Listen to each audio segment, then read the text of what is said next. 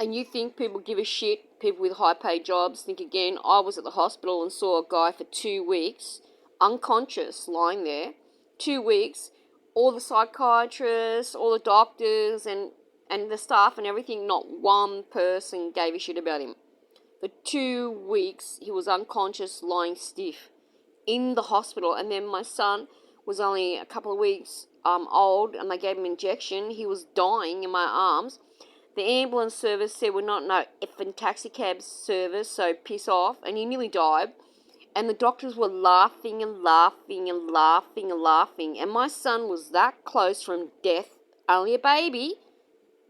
And the doctors themselves were mocking me and laughing about him just about nearly dead. I had to scream and carry on to get the injection. If he hadn't had it, he would have died. He was that far from death. And they were laughing at a little baby dying.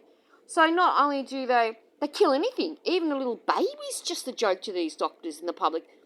It's just unbearable to fathom they go on to treat more or kill more and more, and it's just a big joke.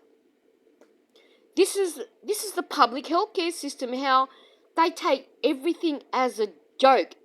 The only time they're serious is when someone that can afford a good lawyer, a high-paying lawyer straight away. That's when they'll operate. Like I said, this guy that was left there for 2 weeks to die, he was poor. Not one person, not your upstanding members of the community, the high-paid income earners called the lawyers, not one nurse, nothing. They just left him there. And he looked like he was actually dead. And this is inside the hospital. I was there. They didn't allow phones or anything because you couldn't, they take them off you so you can't record the abuse. It's that high.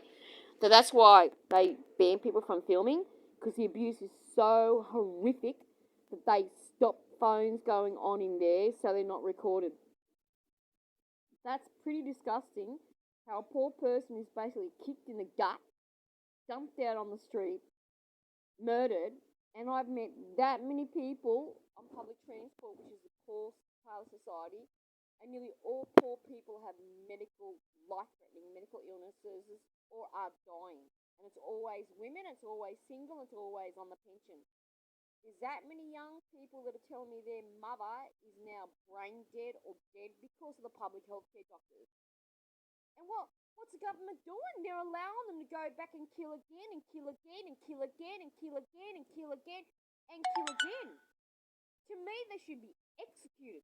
When you go every single day working in a place where you should care and save someone's life and killing them, I was told to get out of the bloody hospital screaming in there and vomiting because of my bleeding stomach ulcers. I was abused and kicked out bleeding. The whole entire staff, including the nurses and the ambulances drivers too as well. And then one threatened to throw me off the ambulance, but didn't shut up and stop whinging on the way to Belmont Hospital. Then I was told, what the hell are you doing coming to